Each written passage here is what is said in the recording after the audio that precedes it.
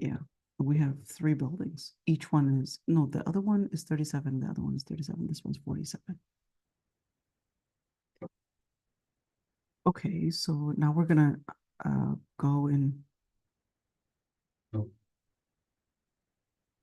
Okay, so Bismillah ar-Rahman ar-Rahim and Assalamu alaikum wa rahmatullahi wa barakatuh, everyone. Inshallah, today we're actually going to be continuing with our tafsir, and we were actually doing this ayah. لا يؤاخذكم الله باللغو في أيمانكم ولكن يؤاخذكم بما عقدتم الأيمان.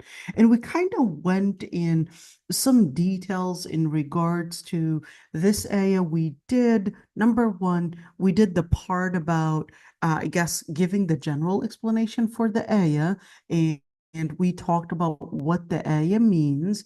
And then we also went in details where we kind of broke down outside of that tafsir to kind of break it down for us to really see how we're relating all of this.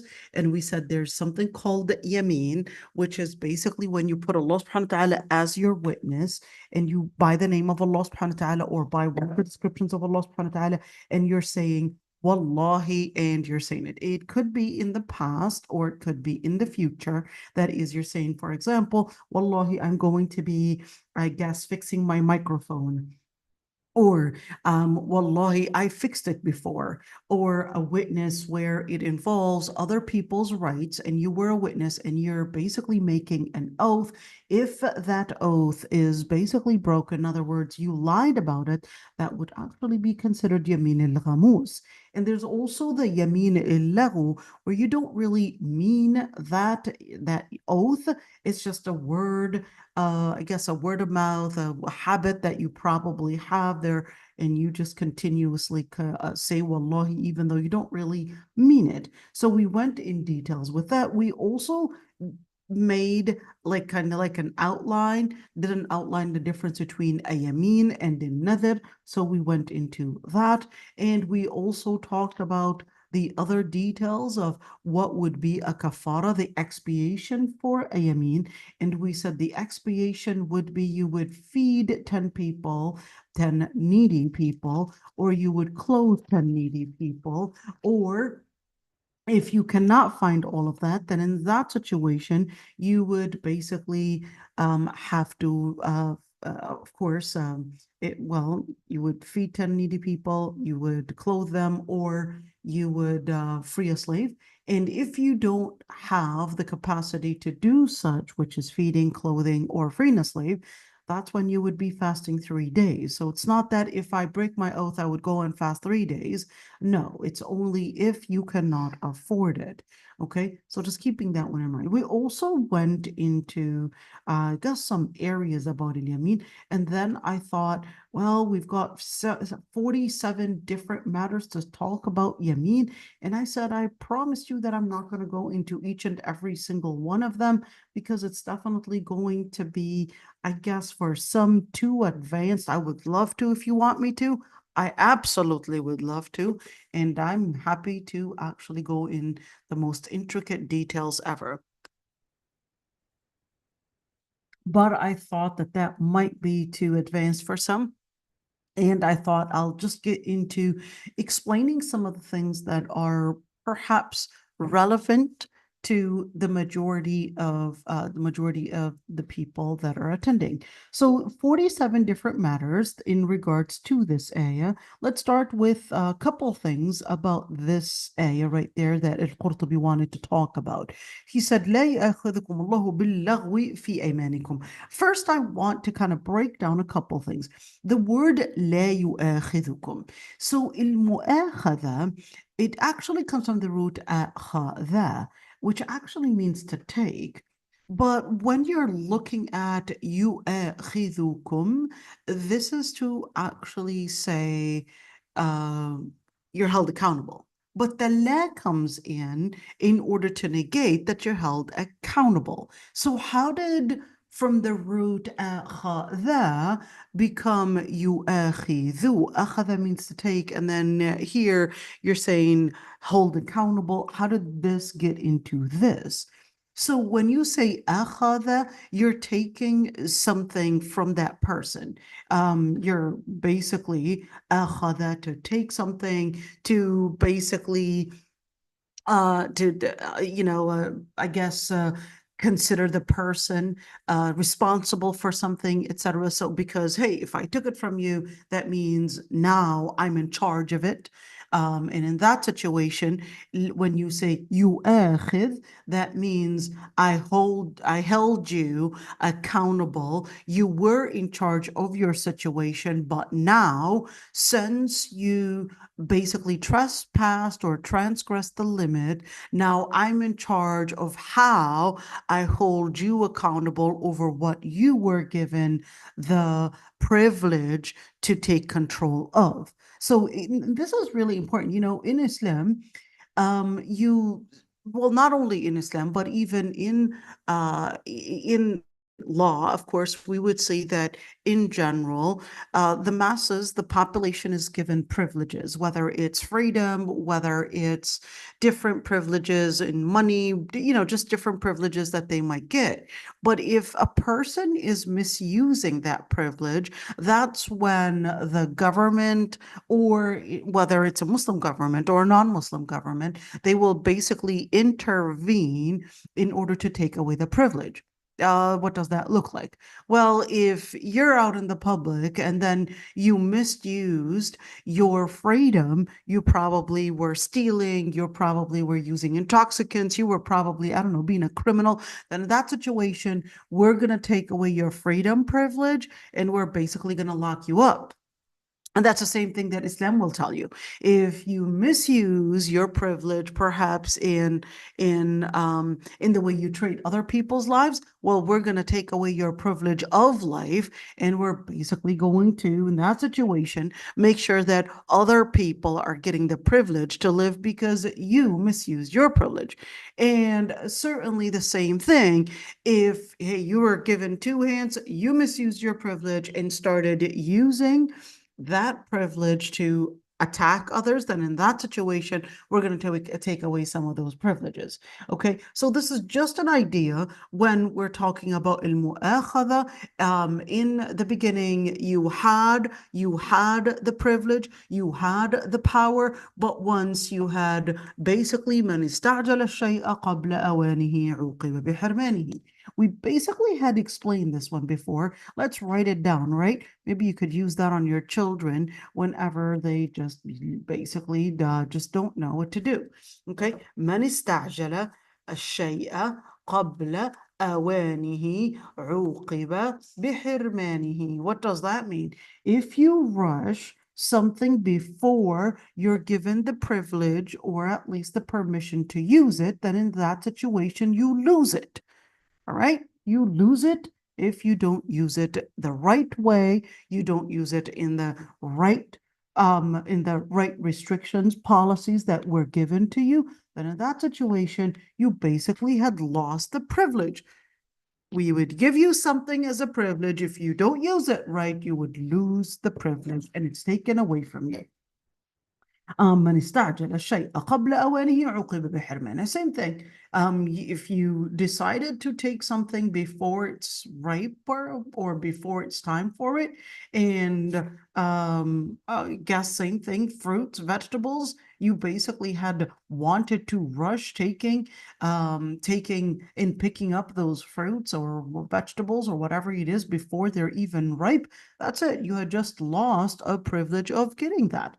And when you look at يؤاخذكم, it's basically to say, well, أخذ is to take, and well, that's because you had the privilege. Now, لا يؤاخذكم is telling you, well, I'm not going to hold you accountable, and therefore, I'm not going to take away the privilege. You see it right there? So in which situations are we not considered accountable, and therefore our privilege is not taken away from us? Well, here, لا يؤاخذكم الله باللغو في أيمانكم. In situations of اللغو, in oaths.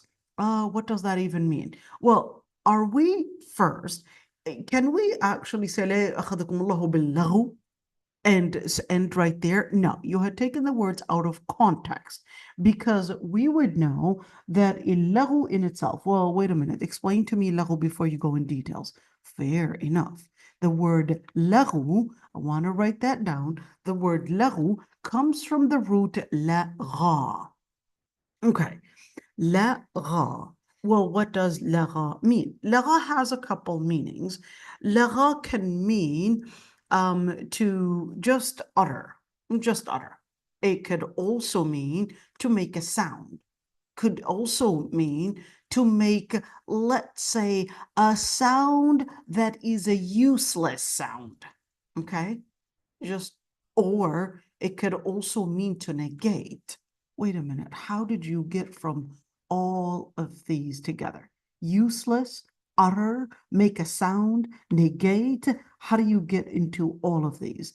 Well, you know, in Lugha Arabiya, just like in any other language, you can actually have a meaning that, or a word that can have multiple meanings. So in Lugha Arabiya, to utter, or even, believe it or not, make a bird sound is also considered laghu.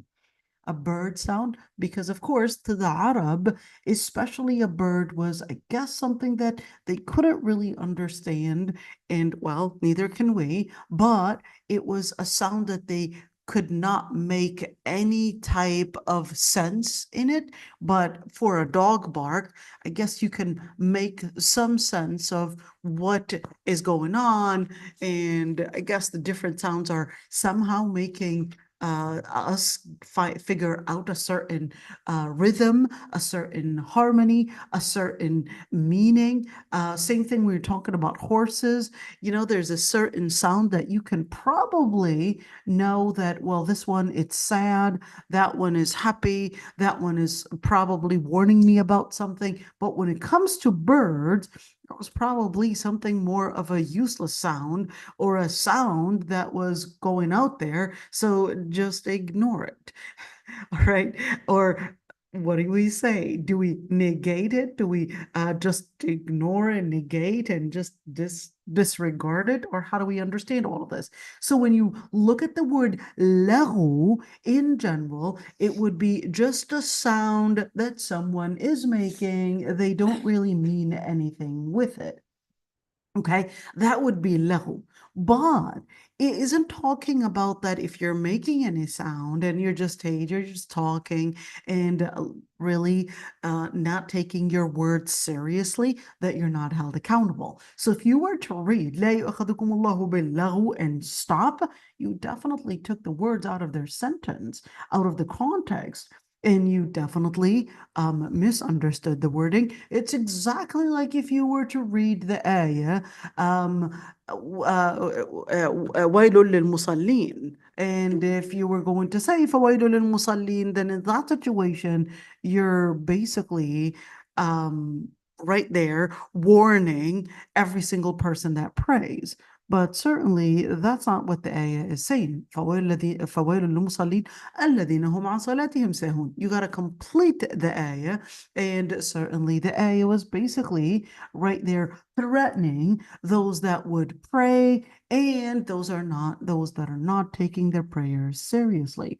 Two different things. لا يأخذكم الله باللغو في أيمانكم, where Allah subhanahu wa ta'ala was basically telling us the areas of laghu where you're making an oath, but you don't really mean it. It's basically a sound that you make. It's a useless sound. You're not really in that situation held accountable with it, because you didn't even mean to make that oath. So therefore, that's not something you're held accountable for, but you are held accountable for the different laghu that you would do. In fact, in Surah Al-Mu'minun, Allah subhanahu wa ta'ala, let's actually go to that ayah, right? Let's see, this is page 131. Just remember 131. We're just going to go to Surah Al-Mu'minun really quick for a second. This is Fatir. I'm going to go really quick. And Luqman, it's going to go farther a little bit. And with Surah Al-Mu'minun, it basically had given, I guess, a certain description about the mu'mineen and how they would abstain from اللغو, or from اللغو, and how it was a description for المؤمنين that they take their words seriously. They don't just say any type of words. Let's look at this ayah. قد أفلح المؤمنون, and certainly it was talking about those that are going to be what? Well, they're basically going to be successful. Who? Well, they're the believers. They're certain types of believers, not any type of believer. One, in their prayer, they would be in a state of khushu'. Number two, they're abstaining from lahu, the word mu'ridun. So whether they're hearing it, they would basically abstain by themselves from hearing any of this lahu, because they know that it's going to affect their focus. They know that it's going to affect their ability to maintain their spirituality. So they basically abstain themselves, whether from listening to it or whether from engaging in it. That's اللغو. وَالَّذِينَ هُمْ لِلزَّكَاةِ فَاعِلُونَ. And for those that would engage in zakah. What is zakah? Basically the alms, whether it's the general meaning, العبرة بعموم اللفظ لا بخصوص السبب, could be, well, we're speaking about just عموم اللفظ, just the general meaning, that they're basically giving in donations. So not necessarily in particular, that is the zakah that we would know, the 2.5% rule. وَالَّذِينَ هُمْ لِفُرُوجِهِمْ حَافِظُونَ. And those that would guard their private parts from any relations outside of marriage.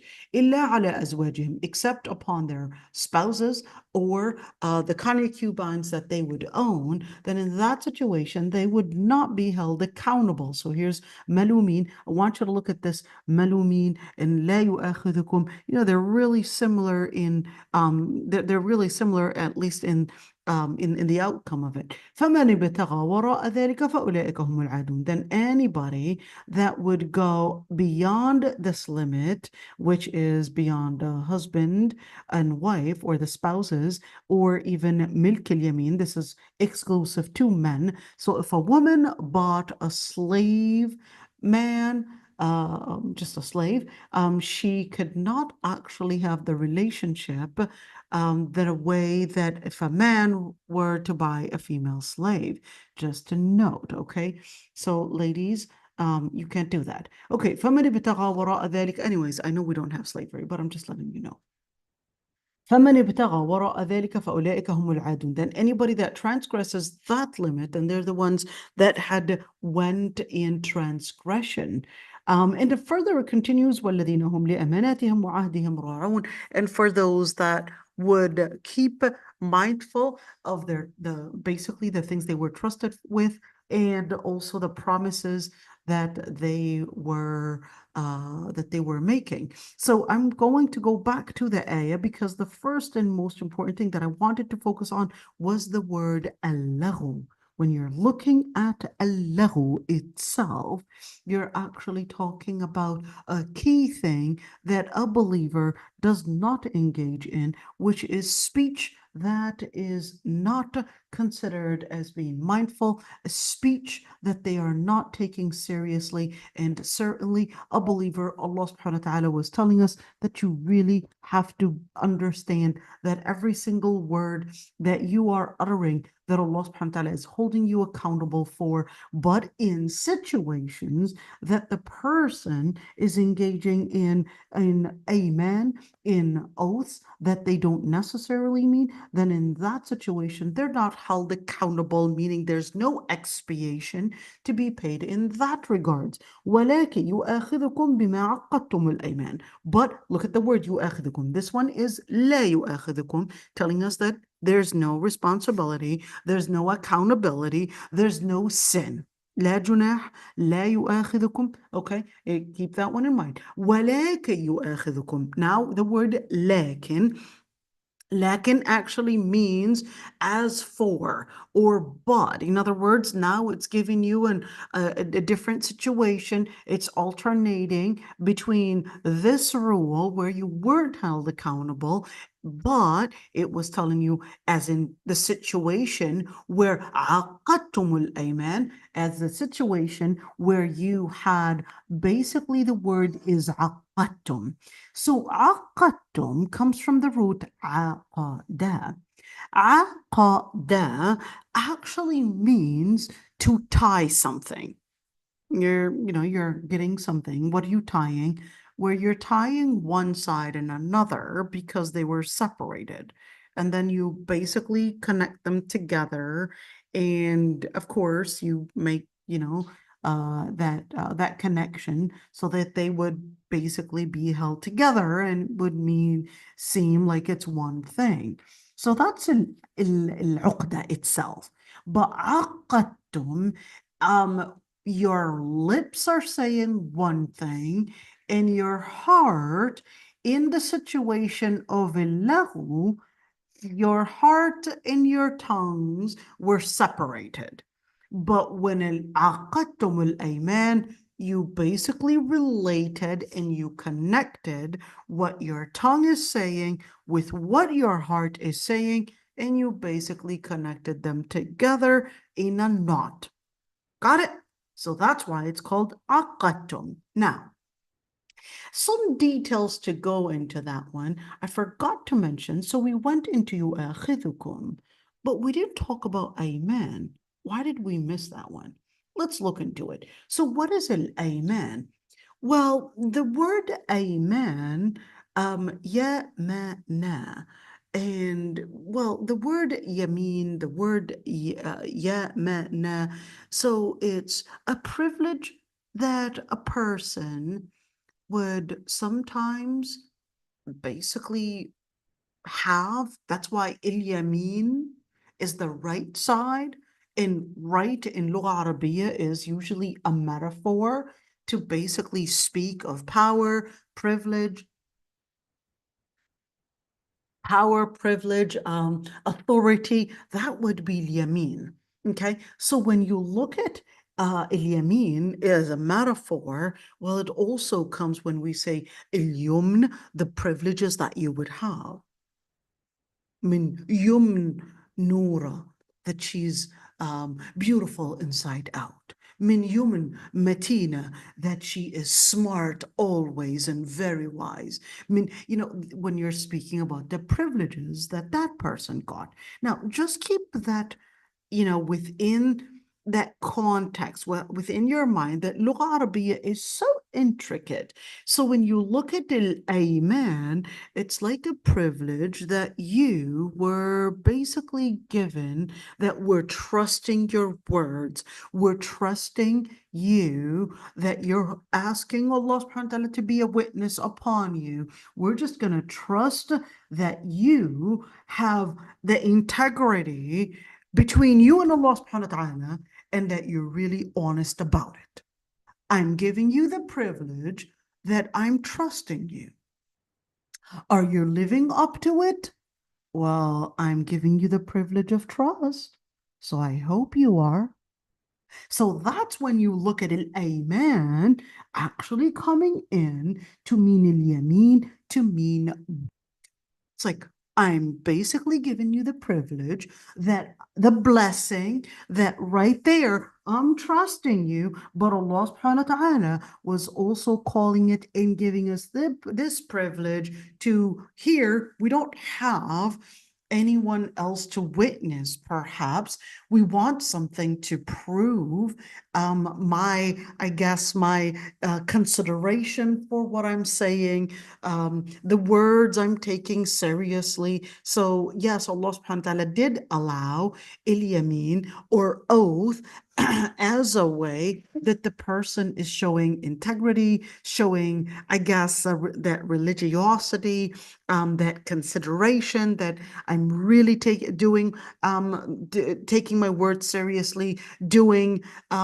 what I'm supposed to be doing, in understanding that I'm held accountable for my words, that it will come back to me if I'm not honest about it, and so forth. So il-yamin is an oath is not only known in Islam, but it pretty much is known in all religions, where the person recognizes that if the person was not honest with their words, that there's going to come a time where it will come back, and in English we would say your tongue would bite you. So when it would come back to you, it would, of course, in different religions, they'll probably call it karma, or probably a curse, or probably just different things. In other words, they do recognize that there's some force out there that would that there's some force out there that would basically come back to bring about a form of accountability.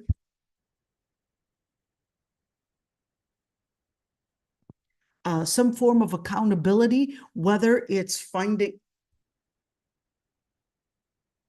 whether it's holding the person accountable, whether within, I guess, the universe, they would say it that it's something in the universe that's out there and right there making some karma or making some change that's basically going to curse them, etc. But of course, for Muslims that know, it's basically Allah subhanahu wa ta'ala.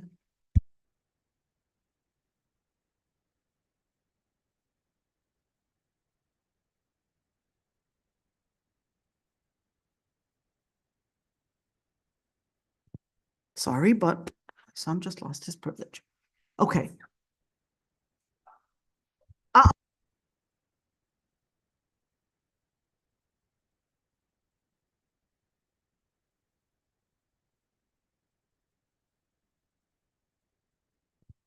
Sorry about that. He didn't go to school because he had a headache. And now, of course, it's like, okay, I'm bored. Let me just use the iPad. And you don't just use the iPad like you want. Okay. Let's continue.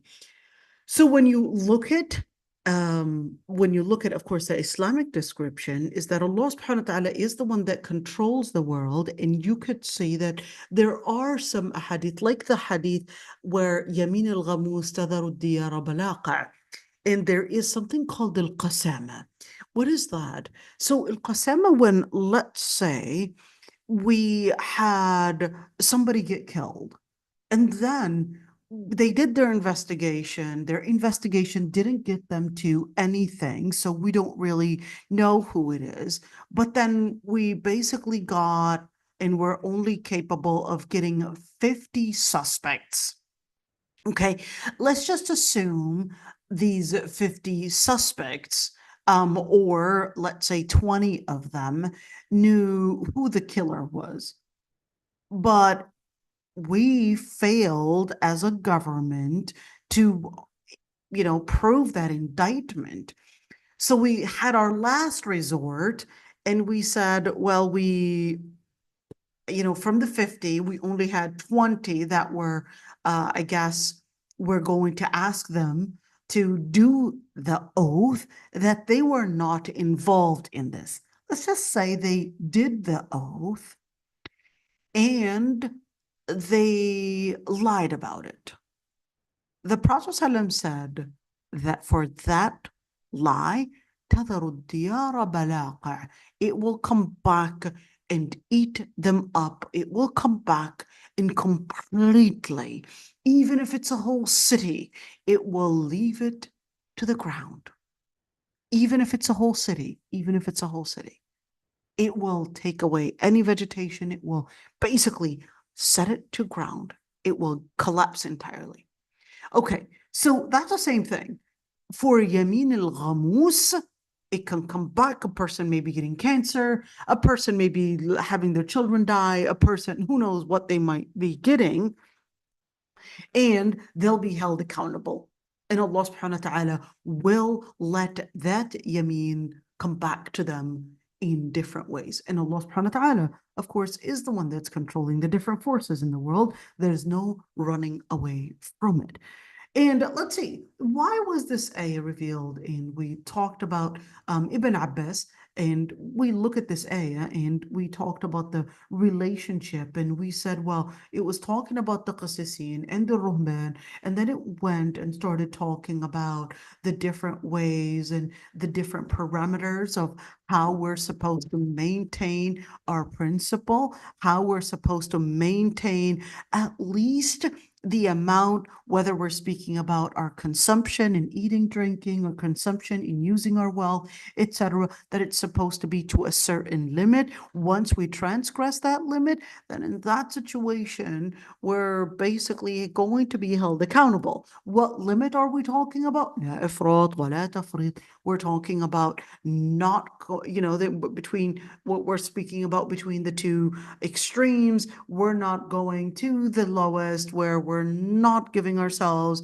at least the necessities or even the other privileges to a certain amount, but we're speaking about that in itself as a transgression, whether it's avoiding marriage or whether it's avoiding food completely and etc., or whether it's on the other extreme, which is overeating, perhaps over drinking, whatever it is, and then you're basically harming yourself. And we said it's not just in a consumption, just food and water, but we're also talking about consumption in how you would use your money as well.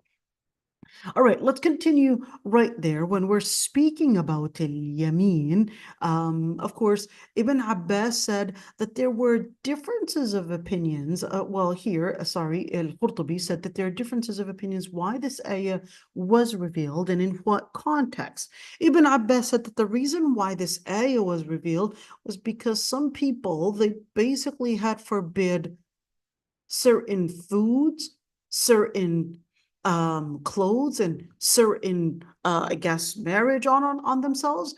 And they basically had made the yamin to not do that. Okay, and when the ayah was revealed, لا تحرموا طيبات ما أحل الله لكم, they said, well, because the ayah was basically telling them, well, you cannot regard something that is considered as permissible as impermissible onto you, that in that situation they said, well, what about the different oaths that we had done, because we wanted to do an oath in order to maintain and keep ourselves committed. We basically did a yamin in that regards. So this ayah was then revealed.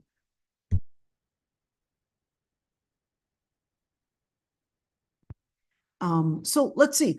And in that situation, of course, that's when the ayah said, if you had done that oath and you wanted to basically change that oath, you don't mean that oath, or whether you did mean it and you wanted to basically, go back on it, then in that situation, there would be the option of making the expiation. So you could see that one where, okay, well, here's what you could do to basically go back on it. Let's see the other story of why this ayah was revealed. Let's see, Abdullah ibn Rawaha. There was Abdullah ibn Rawaha. Abdullah ibn Rawaha was a Sahabi, and he had, different orphans that he was taking care of, and he also had a guest over. But then Abdullah ibn Rawaha, he was, just went out for an hour during the night. He needed to basically, get something, do something, got busy, something just happened. So then he comes back and he said, did you give our guest some food? And in other words, hey, something to eat? And they said, no, we just waited for you. And then he said, Wallahi, I won't eat tonight.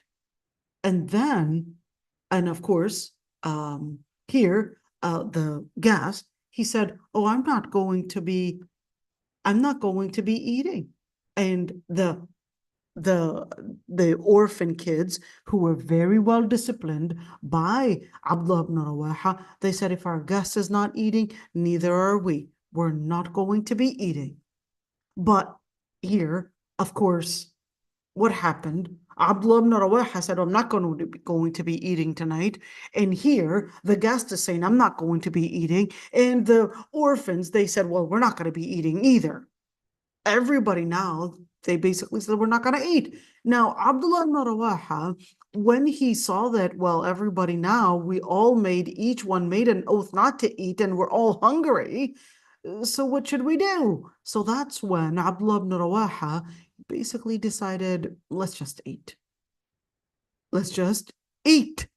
So he comes to the Prophet ﷺ and he said, أطعت الرحمن وعصيت الشيطان. You basically had obeyed the Lord Almighty, the most merciful, and you had disobeyed Shaitan.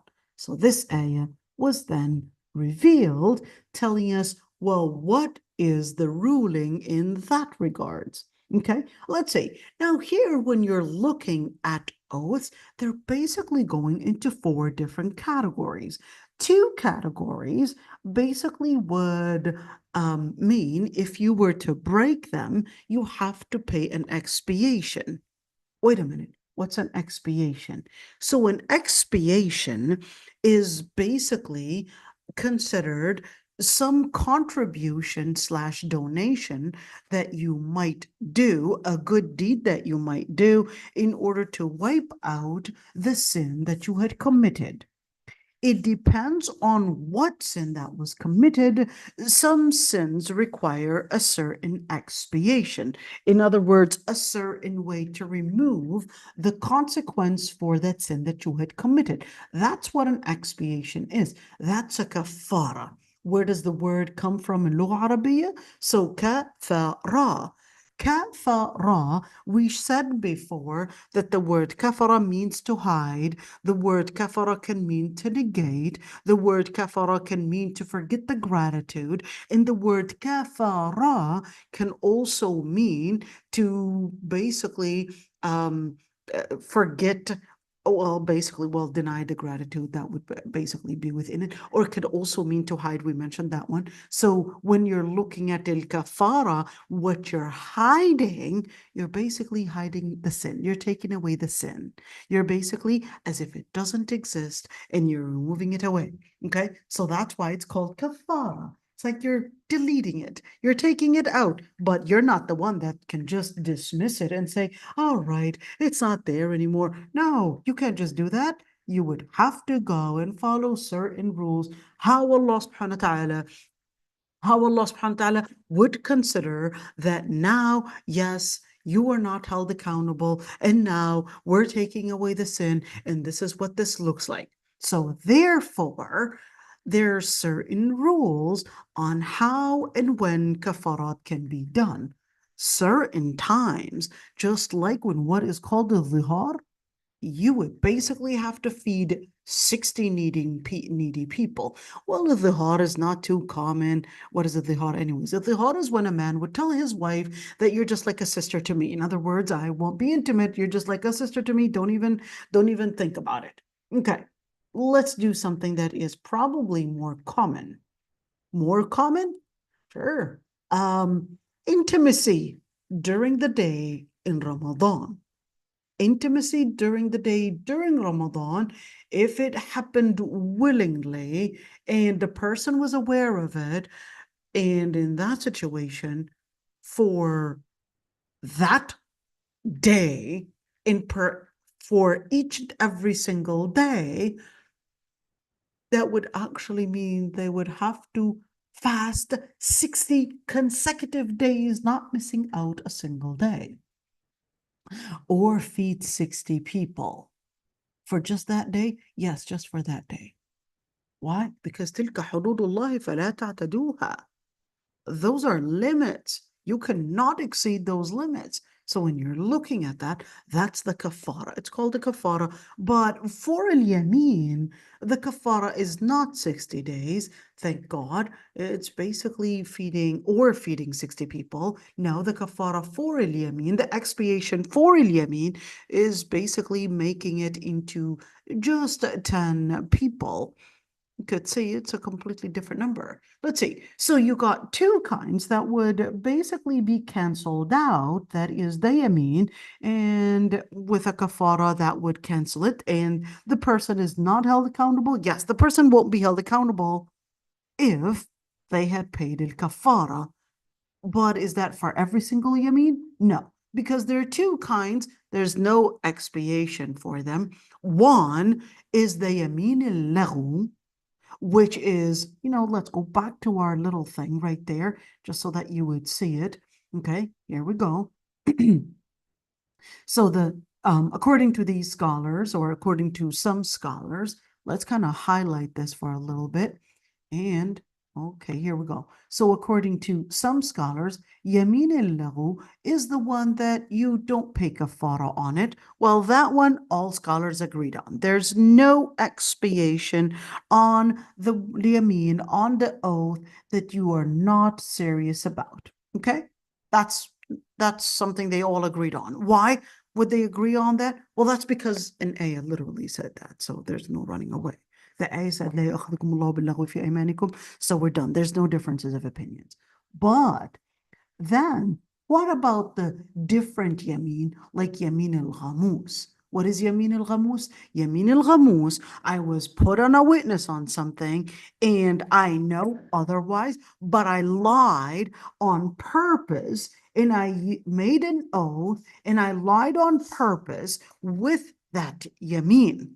I lied on purpose? Yes, I lied on purpose. Okay, well, in that situation, scholars actually had differences of opinions on whether an expiation will solve the problem or whether it wouldn't. That's the first one. Okay, what about things in the past? Well, perhaps I said I won't. Those ones, there would be an expiation for it. What's that looking like in the future? I said, you know what?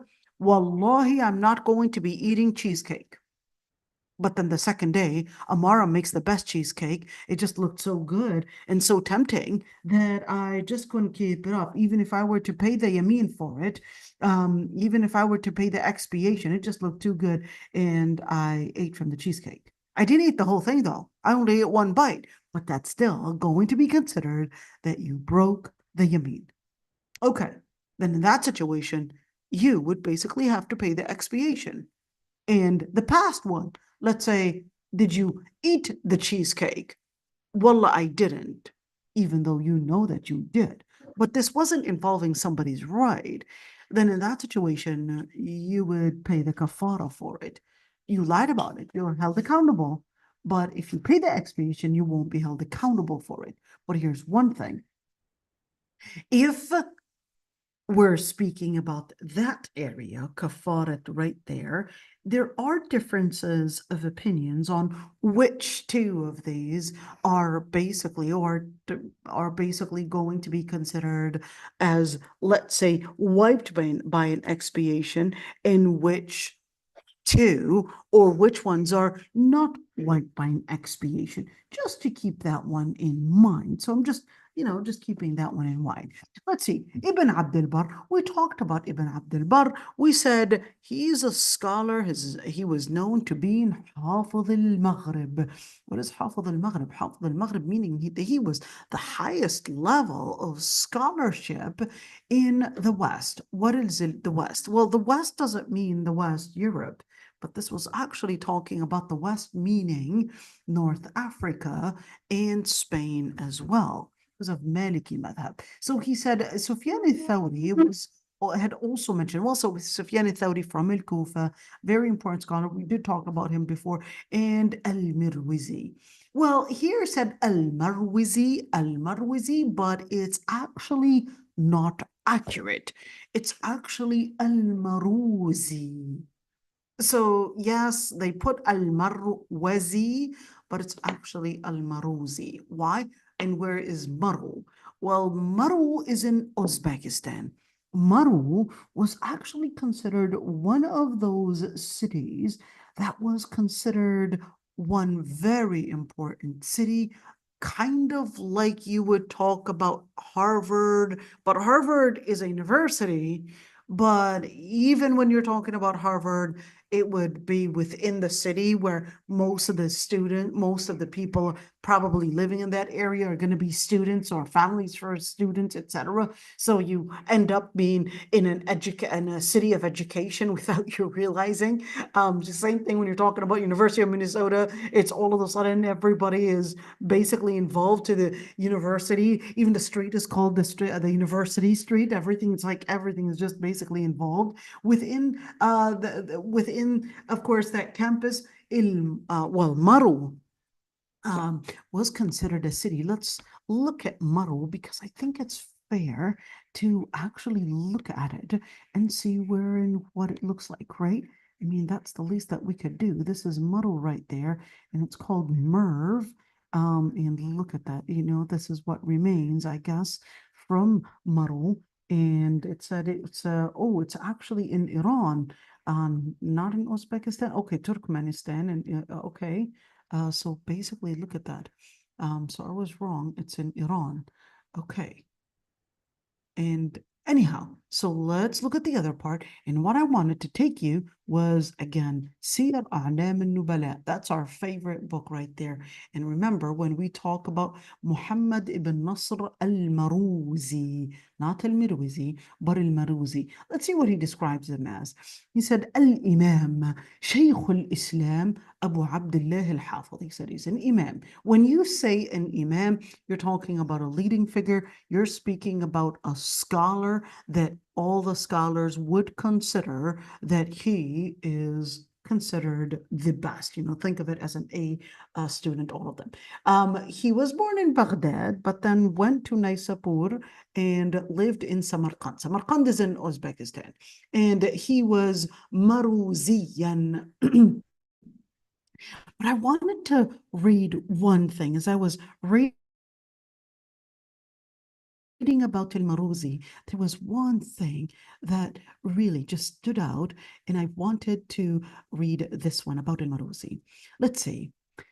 لما كانت المعاصي بعضها كفرا وبعضها ليس بكفر فرق تعالى بينهما فجعلها 3 أنواع فنوع منها كفر ونوع منها فسوق ونوع منها عصيان ليس بكفر ولا فسوق. Let's say, so Muhammad ibn Nasr is his name. He said when the different sins were displaying the different sins, he said Allah subhanahu wa ta'ala had regarded some of them are at the level of kufr. In other words, completely going as if you're going directly against Allah subhanahu wa ta'ala. And some of it is not considered as negating the Lord Almighty. And the Lord Almighty distinguished between them. Some of those sins basically are kufr, and other sins are basically removing the shield of protection from you being protected from engaging in such sins, and some of them are transgressions, asyan, where it's not kufr, you're not going against Allah, and it certainly is not necessarily fusuq, meaning that you are not having an armor to keep you shielded, but it's then exposing you. And he said, and Allah subhanahu wa ta'ala had basically informed us that he had made all of such sins as disliked for the mu'mineen, disliked upon the mu'mineen, that a believer should not engage in any of that. And when the different good deeds are basically coming in as things that would be the parameters of faith, then in that situation, you're just basically letting you know that if you're doing an obedient action, an act of obedience, then in that situation, you're going within the perimeter of faith. And therefore, you're talking about different parameters. The more, let's say, you speak about an act of obedience and an act of obligation, then you're going to the center. And once you go to Sunan, perhaps, then you're going to the outskirts, but they're still within the perimeter of faith. You're going deeper and deeper. But on the other hand, when you're speaking about kufr, You're basically going outside the perimeter, and you're either going to be going towards kufr, towards negating the Lord Almighty entirely, or you're getting closer to the perimeter that you're now removing any shield, and now you're going to get targeted and basically exposed at any minute. So he said, فما قال حبب إليكم الإيمان والفرائض وسائر الطاعات بل أجمل ذلك فقال حبب إليكم الإيمان فدخل فيه جميع الطاعات. Let's see. He said the Lord Almighty didn't say that faith and all the different obligations and all the different ways of obedience was actually good to you. But he said that in a comprehensive statement and said, حَبَّبَ إِلَيْكُمُ الْإِيمَانِ. And he said, he made faith love to you. You would desire faith, and therefore, he said that would actually include all the different acts of obedience. Because if, of course, if the person is loving prayer, loving zakah, and basically doing and loving to do these acts of obedience, and they would hate to do all the other sins because they would feel that it's so abhorred to them. That's a true أولئك هم الراشدون فضلا من الله ونعمة. We did this ayah before. Just wanted to see the parameter right there where Allah subhanahu wa ta'ala, we did this ayah before in Surah Al-Hujurat.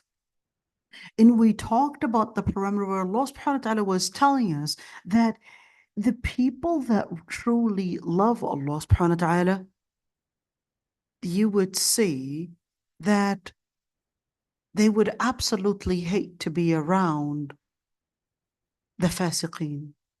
They don't even find any joy in fisq.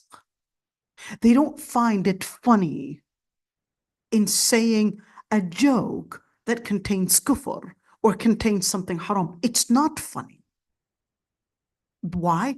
Because al-Iman had deeply penetrated their hearts. They don't find it funny. For a person that is probably not used to Iman, they'll say they're the funnest people to be around. It's so funny. It's so entertaining to be around these people that are not taking their religion seriously. It feels so fun. And I'll say, certainly, if you're a person of dunya, you would definitely find that as joyful. But if you're a person that had basically had Iman penetrate their hearts, the second they would hear of haram things, right away they would get into a moment, they would be shaken. La ilaha illallah, astaghfirullah. They don't even find anything joyful in it. That's a sign of Iman. If you have that, make sujood al-shukr and ihmadillah subhanahu wa ta'ala, you had congratulations, you had entered the perimeter of faith. You had entered the perimeter of rushd, maturity in your faith. Well, now you're seeing through the lens of al-Iman billah and through the lens acting upon the sunnah. I love this quote as I was seeing that. And he said, the Prophet ﷺ had said, Man sarrathu hasanatuhu wa sa'athu sayyatuhu fahuwa mu'min.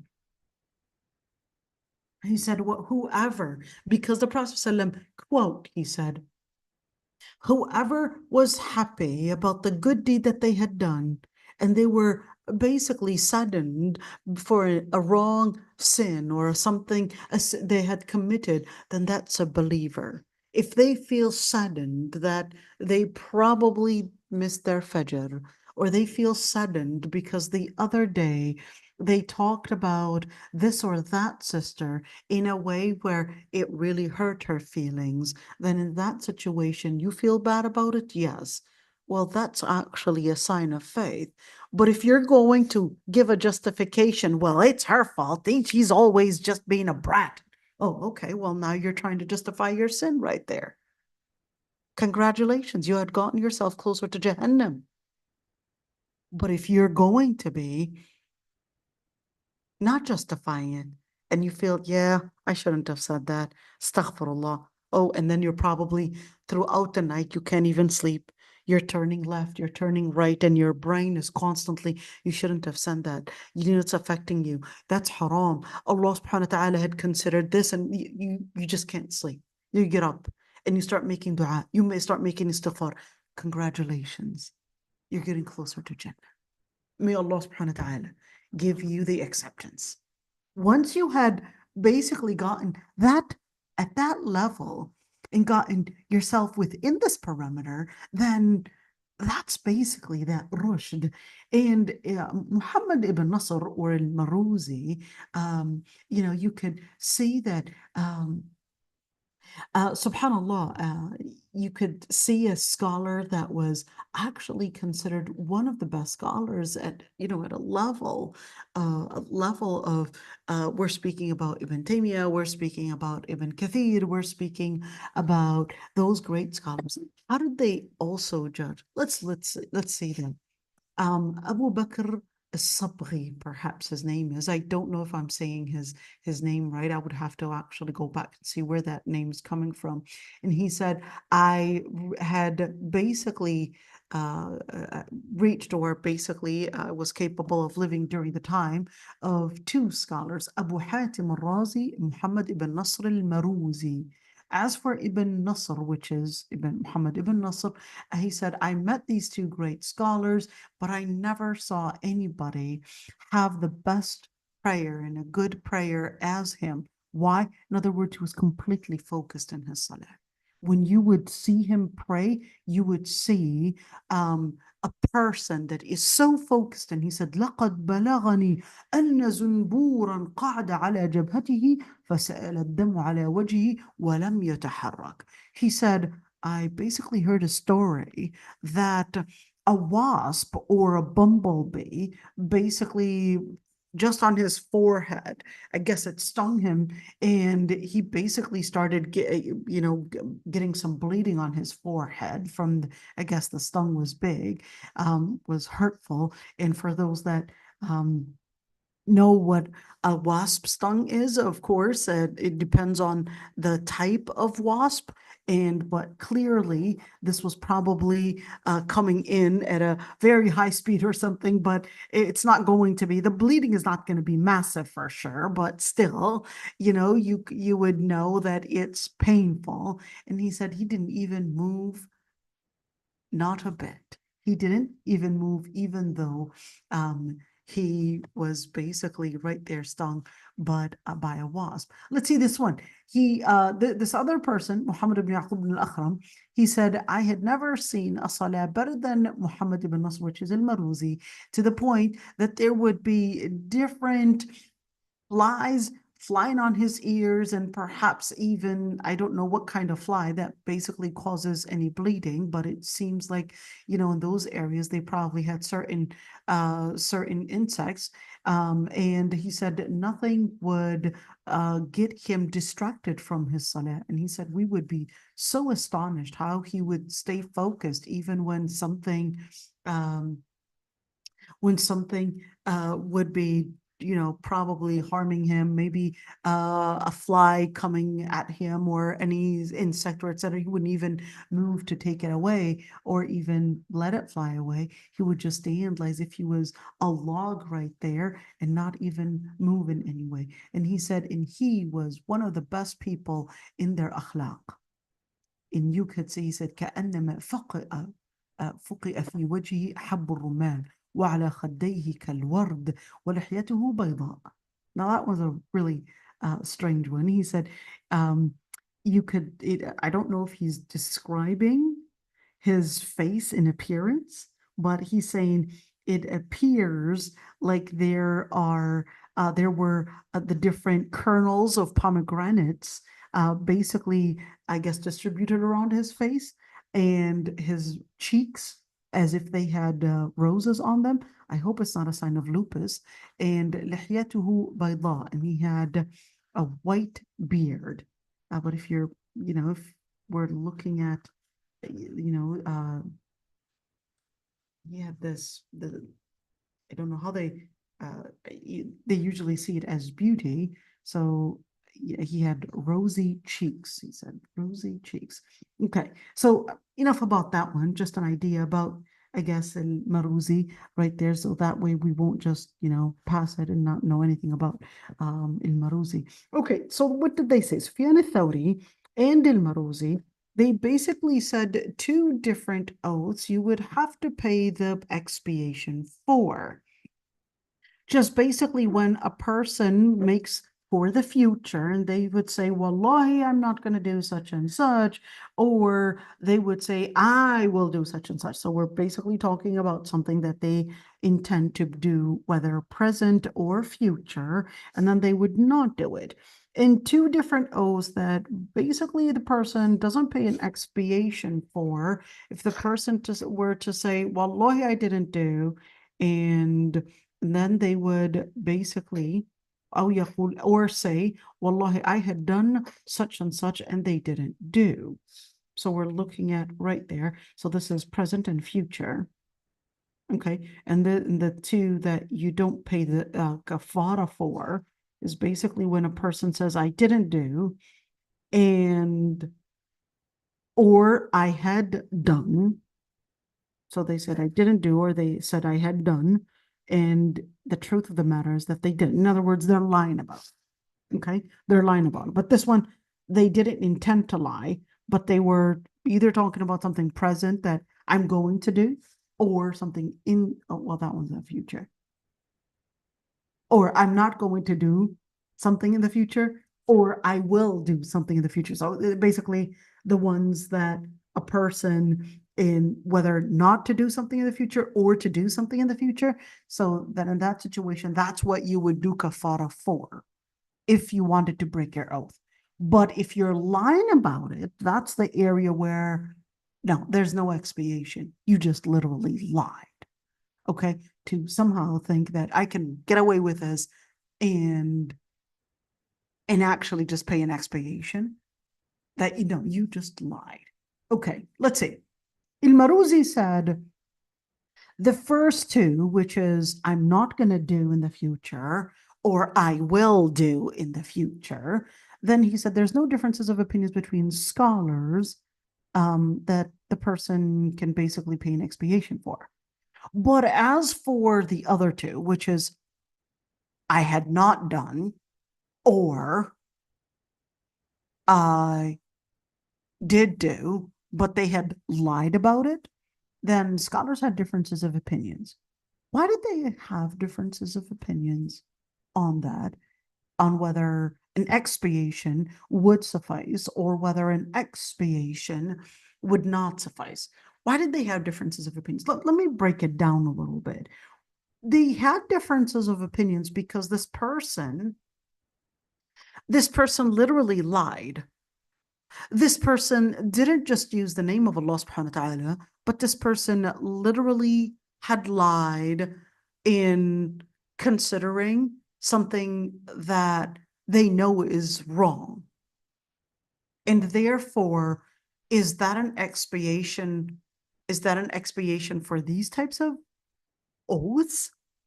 That's where the scholars had differences of opinions. So some scholars considered, well, no, when the person lied, regardless of the yamin that they had done, that's outside of the parameter of a yamin. They said this is a blatant lie right there, and they know they're lying. So it's just like any other lie that a person would do. You wouldn't necessarily go and pay an expiation because you lied about something and say, okay, it's all done. Yes, certainly you would need to do istighfar. Certainly you do need to do repentance, but not necessarily an expiation of at least of feeding 10 people and clothing 10 people. The other scholars, they said, well, certainly they lied. We know that part of it. But the expiation is not to wipe away the lie, but it's to wipe away at least the yameen itself. They'll have a different job of to work on repenting and seeking forgiveness for the lie, but for the yameen, it was already uttered, and the way to seek forgiveness is basically to do that yameen that is mentioned in the ayah. So you could see that they all agree that this is a sin, but then they differed in the parameter whether this is a yameen, solidly a yameen, or whether that, no, this is a yameen plus a sin, in where the person is going to do one act of an expiation, or whether it's two different things. Should the person basically not do yameen according to some scholars, and sorry, kafara? So some scholars considered, well, you just lied about this. This isn't just an issue of lying about the yameen, but you lied, and plus you made the sin of, and you know that it's not true, but you committed the sin of putting Allah subhanahu wa ta'ala's name as the witness for you. So this is multiple, and certainly this would not necessarily be considered as, yeah, I'll just get away with it by making a kafara. So that's that area, just look at it. Let's see, al-Maruzi, who's also Shafi'i madhab, just a note, Shafi'i madhab, and he was from Iran. Yes, everybody, Iran was Sunni, okay? Iran was Sunni, and it wasn't until a 16-year-old boy, yes, a 16-year-old boy, he basically became, Ismail al-Safawi, he basically somehow was indoctrinated into Shi'ism, and then he basically had ordered that, of course, from Iraq. So people would think that's the opposite, that that Iran made Iraq Shia. It's actually the opposite. Shiism actually came from Iraq and went to Iran. Iran was completely Sunni. Okay. And that's when he adopted that madhab and enforced it by power onto Iran, and let basically the Shia scholars transform Iran to being Shia. All right, so that's a different thing. Okay, so al-Maruzi, he said, and I want you to see, even though al-Maruzi himself is actually Shafi'i. وقال الشافعي لا إثم عليه ولا عليه كفارة. So according to Shafi'i, he said the person, which one was not going to be held accountable? Okay. Oh, so if a person, according to some scholars, if a person is to make a yameen, we're talking about the future, or the future or the present. I will not do, let's say I will not eat cheesecake. I'm just going to make it something simple. I will not eat cheesecake today, but then I eat cheesecake. Even just one bite is enough. Okay. Then in that situation, if I were to make al-kafara, the expiation, then I won't be held accountable before I eat or after I eat. No. After you eat, not before. Okay. After you had eaten, at least in this situation. So in that situation, you will not be held accountable, and you would just pay al-kafara. You just pay the expiation. Okay. Just trying to say the most important most important word things. Okay, for Yamin al-Lahu, majority of the scholars, they considered that Yamin al-Lahu, which is when a person doesn't mean something, just remember, lahu, just remember, you know what, let me write that down again. That way you won't forget it, right? We're going to write that down again, right there. So we're looking at lahu, we're looking at, well, let's do it like that. We're looking at lahu, and we're looking at munaqida. So lahu would be the one that you don't mean. Okay? You don't mean it. It's just a habit that you have. Munaqida would be the one that you really mean. Okay? Let's move on. Okay, that's al-munaqida. And al-munaqida, then we're looking at whether it's basically a yamin that you mean, whether we're speaking about present or future. Okay, and in that situation, you made the yamin, you don't know if it's going to happen or not.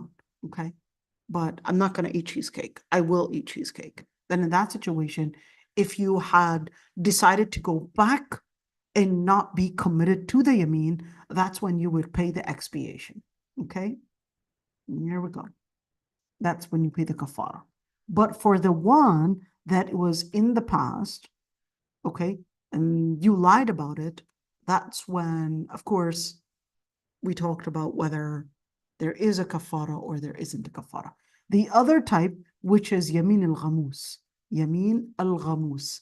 Yamin al-ghamus is basically when you lie as a witness and you use that. That's yamin al-ghamus. And scholars even had differences of opinions on whether yamin al-ghamus, whether you have to pay kafara on that or not. Why? Because remember the same, I guess, argument with the past yamin. The same argument goes and is applied the same thing here. And where the person lied about it, are they going to be considered that, yes, certainly they lied about it, but then do they have to pay the kafara for lying about it, or how do we deal with all of this? That's that area of argument. You know, how do we understand the parameters? Yes, they are at sin. No one disagrees on that. No scholar ever said that a person is not held accountable for a yamin al-ghamus or a past lie that they had lied in. They were just wondering and debating whether il-kafara would do and suffice to remove the accountability, or whether it won't. And that's not enough to do to remove and seek repentance, that you have to do more, because this is far more than just breaking that oath. You had actually lied about it, whether it's in witness and basically supporting injustice, or whether it's a lie that you had basically committed. And therefore, you have to do farther, something farther. In other words, a higher level of repentance than al-kafara. Okay, let's continue right there. وَلَكَ يُؤَاخِذُكُمْ بِمَا عَقَّدْتُمُ الْأَيْمَانِ.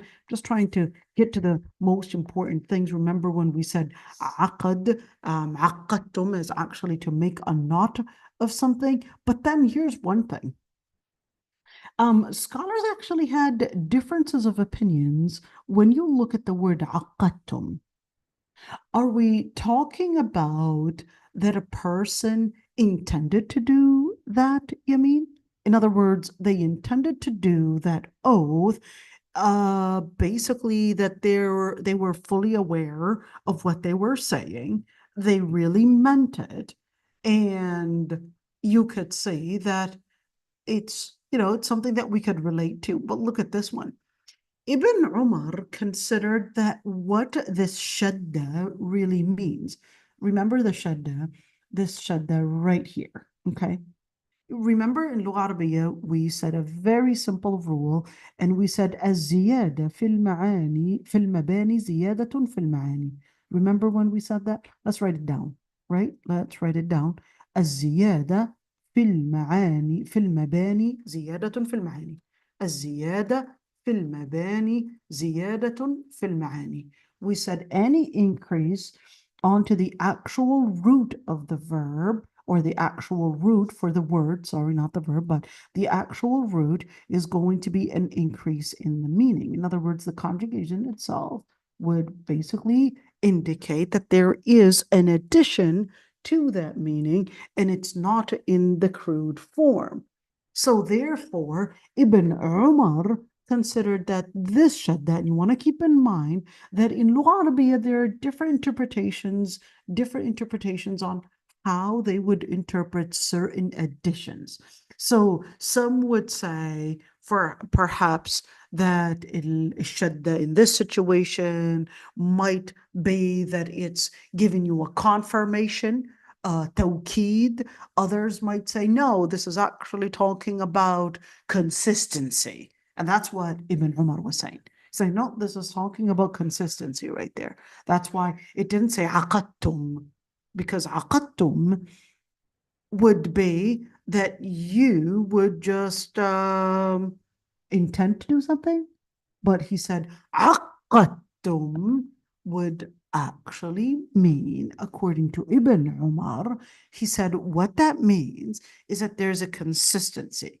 In other words, if the person only made the yameen once, they wouldn't have to pay kafara unless they were consistent in repeating that particular yameen.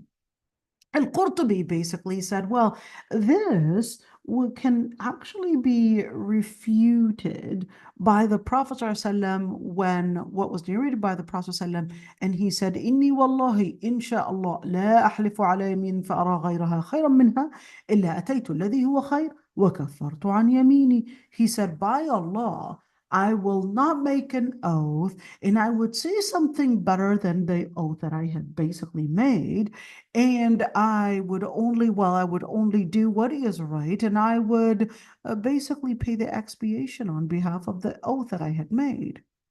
And he said, and we don't know.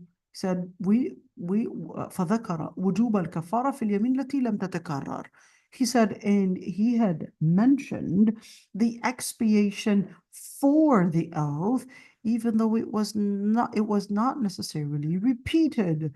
And this is important. Let's see. And this was also, I guess, right there, a quote from Ahkam al-Quran for Ibn al-Arabi as well. Bukhari, Muslim, right there, that hadith Abu Musa al-Ash'ari in regards to this hadith that the Prophet ﷺ didn't necessarily say that this was exclusive if this was something that was repeated or a person was consistent with it. He said, you might say something once, and that's basically enough to consider that the person is accountable and that they have to take that oath as a commitment. Let's see. Abu Ubaid. Who's Abu Ubaid? Abu Ubaid was originally from Afghanistan. Harat, the city, is called originally, but then he lived in Baghdad and died in Mecca because he had a dream that he was going to die soon, and I guess he preferred to stay in Mecca, but originally his father was from Afghanistan. Okay, he said, التشديد يقتضي التكرير. He said, what we're looking at is that this shadda right there is indicating and give us affirmation that no, this is in situations where there is consistency, where there is a type of repetition that was involved with it, where the person is doing it on and on again. And he said, وَلَسْتُ آمَنُ أَنْ يَلْزَمَ مَنْ قَرَأَ بِتِلْكَ الْقِرَاءَ أَلَّا يُوجِبَ عَلَيْهِ كَفَّارَةٌ فِي الْيَمِينِ حَتَّى يُرَدِّدَهَا مِرَارًا. But at the same time, you could see that I wasn't really feeling, less to amen. He said, I'm not necessarily right there so sure that if a person is going to read that ayah with that qira'ah, that they would not have a yameen. In other words, they would not be considered that they needed to pay the expiation unless they would repeat it. And he said, you could see right there that this would be going against the majority. Majority would consider that, hey, you just do it once and that's enough and you don't have to repeat it.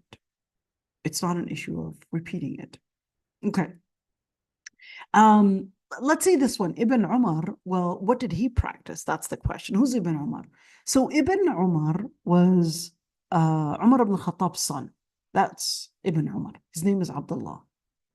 Whenever he would break his oath, even though he might not have probably repeated it, but he would still feel that Yeah, I did say that. I did say you were consistent, but is that what he was practicing? Well, according to Nafi', who's Nafi'?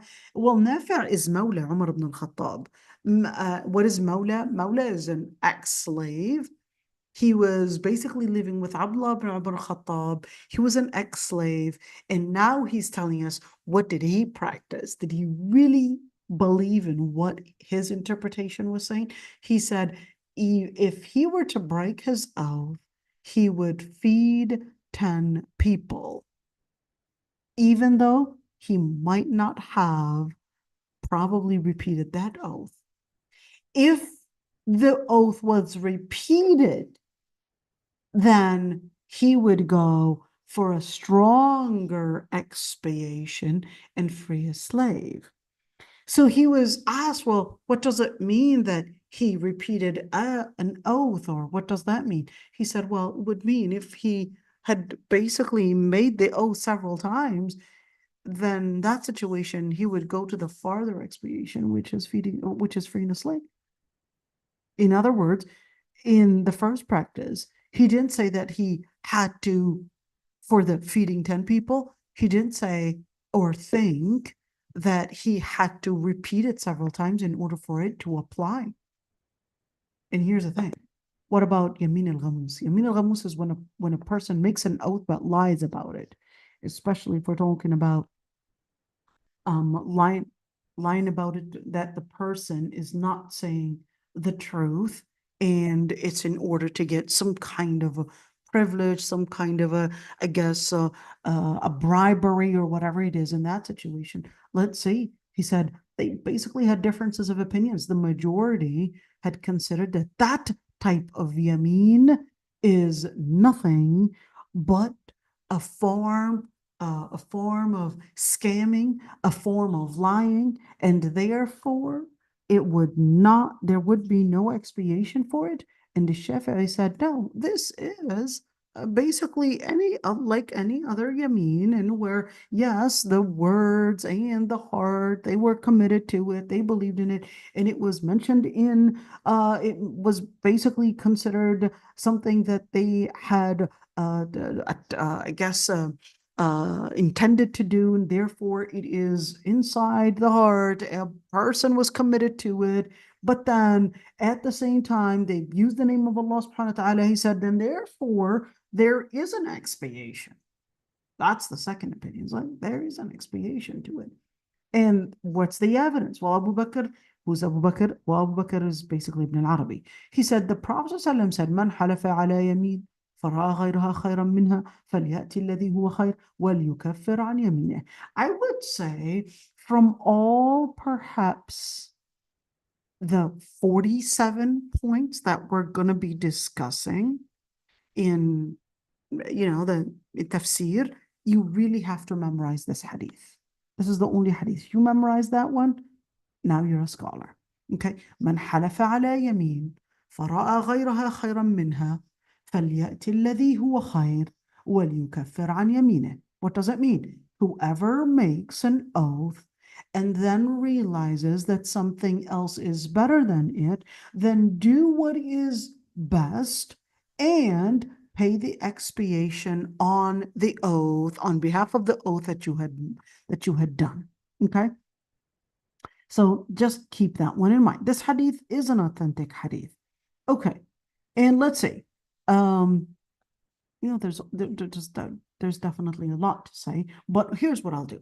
I'll stop right here, and inshallah, if there are any questions, I'd be happy to answer them, inshallah.